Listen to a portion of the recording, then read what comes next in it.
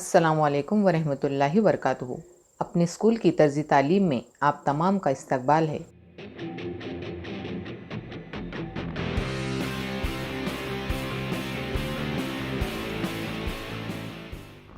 जमात अव्वल, मज़मून खेले करे सीखे, सफ़ा नंबर 76।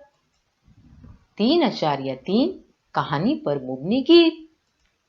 कछुआ और खरगोश।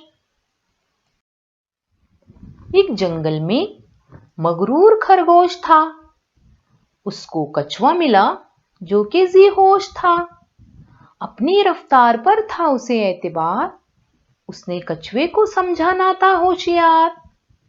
डाला कछुए पे खरगोश ने यूं दबाव, दौड़ की शर्त मंजूर हो तो बताओ।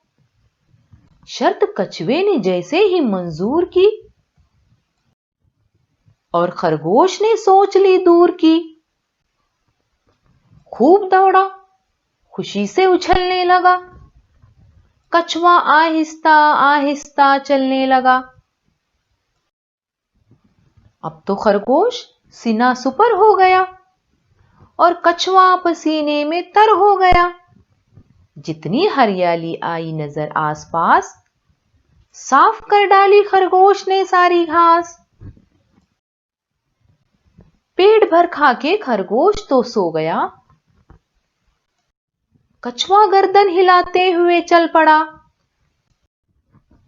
जीत का जश्न कछुए के हिस्से में था,